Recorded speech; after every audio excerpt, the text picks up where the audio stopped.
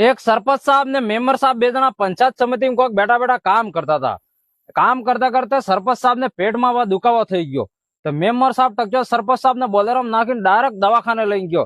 દવાખાને ગયો, ડોક્ટર સાહેબ ચેક હેક કરીને કે ભાઈ અબાર તમે ખાવાનું શું ખાધું હતું એમ. તો સરપંચ સાહેબ બોલે એ પેલા મેમ્બર સાહેબ બોલી ગયો એ કે એમ તો ખાવામાં તો 2-3 તળાવડા ખાઈ ગયા હે, કિનક કિનક 4-5 મકાન ખાઈ ગયા હે, 4-5 એક આરસીસી રોડ ખાઈ ગયા હે. અરે હું વાત કરો 4-5 એક આકા બાથરૂમ ખાઈ ગયા હે. ડાક્ટર કે એમ ને અનાજ ખાવામાં હું ખાધું તો એમ કહો, બાકી તમે જે પેલો ખાઈ ગયા એ તો તમારો દુખાવો જિંદગી ભર નહીં મટવાનો હોય. તો જેટલા સરપંચ અણાને કહેવા માંગો કે વધારે ખો ને કે યા પેટમાં દુખાવા રહેવાના છે.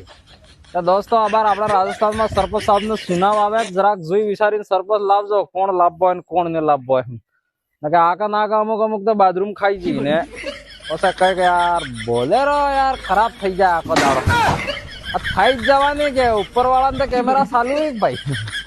એટલે જોઈ વિચારીને સરપંચ સાહેબ જીતાડજો બસ, બીજું તો